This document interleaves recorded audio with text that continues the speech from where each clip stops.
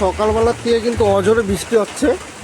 তো আজকে মৌসুমটা দেখুন, পুরো আকাশে মেঘ। তো আজকে যা বৃষ্টি হচ্ছে, এই বৃষ্টি মনে হয় আজকে থামবে না। তো সকালবেলা বেরিয়ে পড়েছি আমাদের যেই সবজি ক্ষেতটা আছে, সবজি ক্ষেতটার দিকে। তো এই বৃষ্টিতে কিন্তু সব সবজি গাছ বাঁচানো খুবই দুষ্কর, কেননা এই বৃষ্টিতে একটা সবজি গাছও বাঁচবে না। তো চেষ্টা করব যতটা পারবো বাঁচানোর এদেরকে। এই দেখুন, এখান দিয়ে পুরো লঙ্কার চারা লাগিয়েছিলাম, পুরো লাইন করে দিয়েছি জল পাস হওয়ার জন্য। এখান দিয়ে পুরো লাইন করে দিয়েছি, কেননা জল না পাস হলে কিন্তু একটা গাছও বাঁচবে না। তাহলে এই বৃষ্টির মধ্যে কি করা উচিত? আর দেখুন, এখানে মাচা দিয়েছি, এটা হচ্ছে শশা গাছের মাচা। এইখানে শশা গাছের চারা বেরিয়েছে, কিন্তু কি উপায়, এই যে বেরিয়েছে, এখন এই বৃষ্টি পড়লে তো এইগুলো সব মারা যাবে। এই দেখো পাতাগুলোতে এই মাটি ভরে আছে।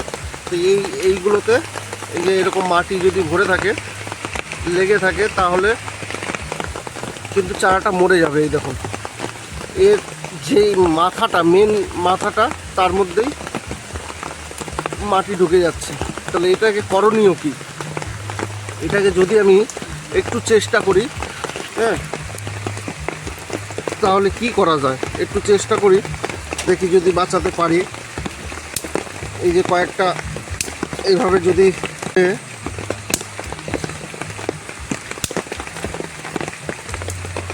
এই যে 4টে পাটকাঠি পুঁতে দিলাম, 4টে পাটকাঠি পুঁতে দেওয়ার পরে আর 4টে ছোটো ছোটো করে নেবো, কেননা ওইখানে এক তাওয়া আছে, এই যে 2 তাওয়া দিয়েছিলাম।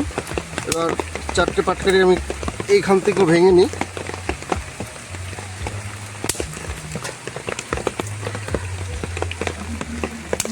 এই যে 4টা পাটকাঠি ভেঙে নিছি আমি। এই যে এই 4টা আমি এইখানেও পুঁতা দিন। এই যে 1টা 2টা এইভাবে পুঁতলেই হইব। 4টা।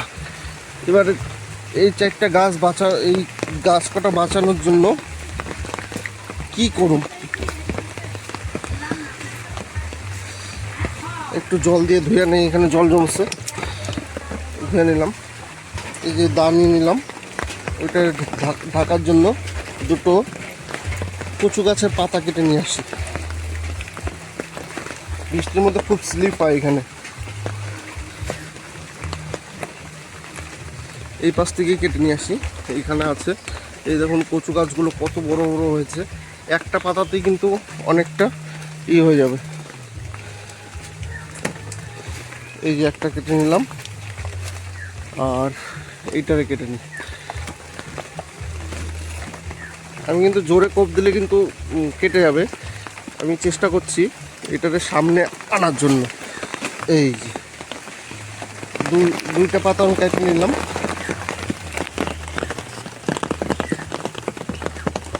এইবার এই পাতা 2টা কী করে নিব আমি একা, যেই হোক,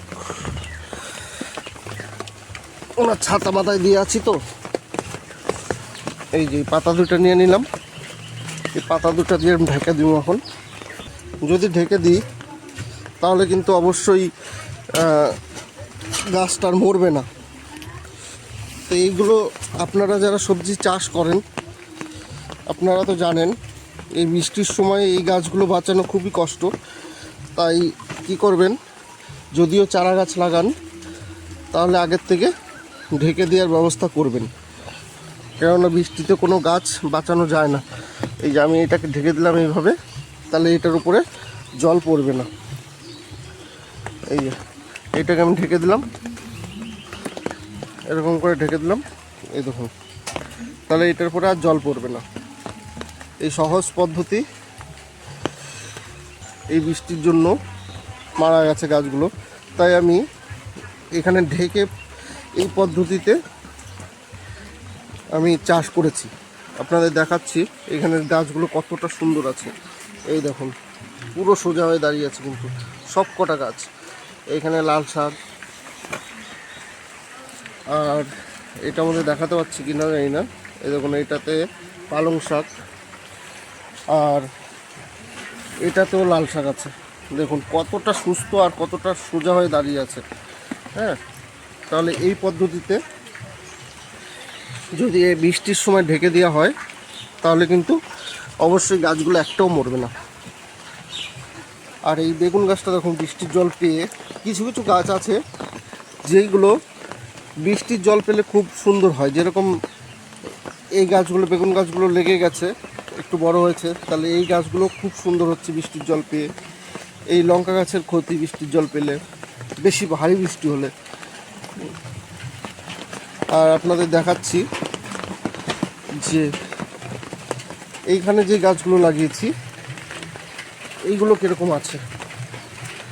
এটা হচ্ছে ধনেপাতা লাগিয়েছিলাম, দেখুন কতটা সুস্থ আছে গাছগুলো। হ্যাঁ, এগুলো যদি বৃষ্টির জল পায় সবগুলো পচে যাবে, একটু জল দেওয়ার দরকার আছে।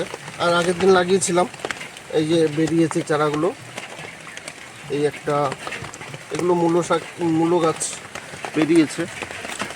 আর এইখানেও আছে একটা পালং শাক, এই দেখুন। আর এই দেখুন কত সুন্দর গাছগুলো বেরিয়েছে। তো এইগুলো যদি আমি বৃষ্টির জল দিই তাহলে কিন্তু সব মারা যাবে। আর খুব খুব ভারী বৃষ্টি হচ্ছে, আপনারা দেখতে পাচ্ছেন কিনা জানি না। এই দেখুন এতটা বৃষ্টি হচ্ছে, এই দেখুন কি বৃষ্টি হচ্ছে। হ্যাঁ, আর এই যে পুঁইশাক গাছগুলো কিন্তু এখনও ভালো আছে। বৃষ্টির জন্য হাঁসগুলো ছাড়িনি, হাঁসগুলো এখনও খাঁচায় রয়েছে, ওরা ডাকছে। হ্যাঁ, আর আমার যে 12 মাসে আম গাছটা, আমি 12 মাসে আম গাছটা লাগিয়ে সবাইকে একটা জিনিস সাজেস্ট করব, যে এই আম গাছটা আমি লাগিয়ে যতটা স্যাটিসফাই হয়েছি, আপনারাও একটা করে 12 মাসে আম গাছ লাগাতে পারেন। কেননা এখানে ফুল এসেছিল অনেকগুলোই, কিন্তু গাছটা খুব ছোট বলে ফুলগুলো টেকেনি। তাই দেখুন আমটার সাইজ দেখুন, একটা আম হয়েছে। আর অন সিজন, ওই সময় সিজনের সময় হয়েছিল, কিন্তু এই অন সিজনে যে আমটা হয়েছে, এই আমার হাত দেখুন, আমার হাতের মানে কি বলবো, হাতের সাইজের আম, খুব বড় হয়েছে, খুব বড়। মোবাইলে ছোট দেখা যাচ্ছে, কিন্তু আমটা খুব বড় হয়েছে। একটা সিম গাছ, মাত্র একটা।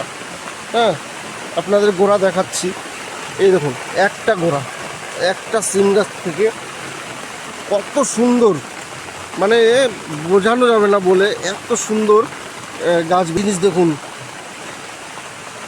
এই বৃষ্টির সময় এই কেন্নগুলো খুব হয়, মানে পুরো নেটে এক জায়গায় কতগুলো করে বসে আছে, এগুলো দেখলেই ভয় করে। একটা দেশি আম গাছ হয়েছে, যেগুলো আঠি খেয়ে আমরা ফেলে দিই, সেই আঠির থেকে এই চারাগুলো হয়েছে, ওই জন্য রেখে দিয়েছি, যে যেইটা আম ভালো হয়।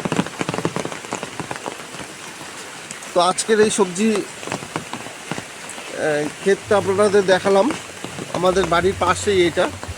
এই দেখুন বাড়ির সঙ্গে যে জায়গাটা ছিল সেই জায়গাটাতেই লাগিয়েছি।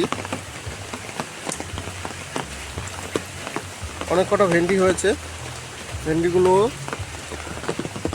তুলতে হবে। চলুন দেখি আজকে কি রান্না হবে, সাজেস্ট করব খিচুড়ি রান্না করার। যদি রান্না করে তাহলে তো ভালো।